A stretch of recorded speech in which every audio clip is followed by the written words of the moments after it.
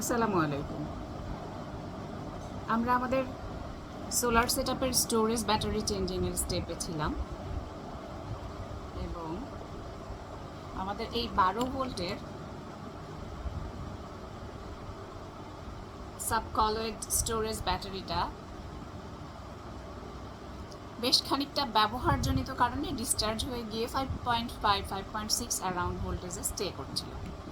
তো সেখান থেকে আমরা যখন এটাকে সেট আপের জন্য এই ব্যাটারিটাকে চেঞ্জ করে, এটাও 12 ভোল্ট, বাট এটা 3টা ব্যাটারিতে আসলে 1200 mAh। এটা খুব দ্রুত, যেহেতু এটার mAh, অ্যাম্পিয়ার আওয়ার রেটিং খুবই অল্প হওয়ার কারণে এটার 12 ভোল্ট কিন্তু খুব তাড়াতাড়ি চার্জ হয়ে গিয়ে স্টেবল স্টেটে চলে যায় আমাদেরকে লোডে ব্যাকআপ দেওয়ার জন্য।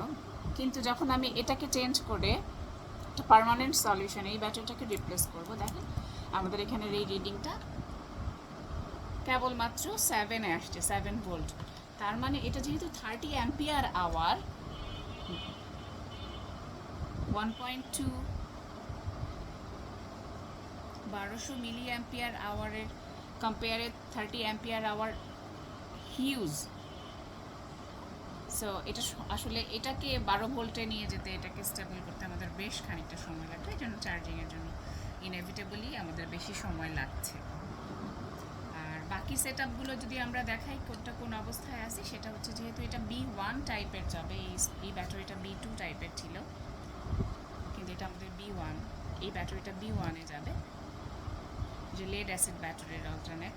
আর এটা lithium ion battery, lithium iron phosphate ব্যাটারিগুলো B3-তে যায়। সো আমাদের এখানে টোটাল সেট আপ আমি যদি দেখি, এই যে 13.7 ভোল্ট, 12.6, এবং লোডে ওরা পাওয়ার আবার স্টপ করে দিবে, লোডে পাওয়ার যাওয়া কাট অফ করবে 10.7-এ, 24 আওয়ার জুড়ে আমাকে সাপোর্ট দিবে।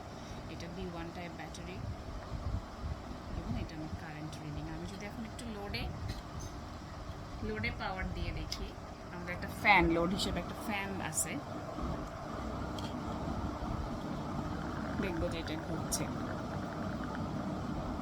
সো যেহেতু আমার চার্জ একেবারে 7 ভোল্ট, এখনও 12 ভোল্টের ফ্যান চালানোর জন্য সে স্টেবল হয়নি, তাই সে আসলে একটুখানি ঘুরে বন্ধ হয়ে যাচ্ছে। যখন এটা কমপ্লিটলি 12 ভোল্ট হয়ে যাবে, তখন এটা ইনসেসেন্ট আমাদেরকে বাতাস দিতে পারবে।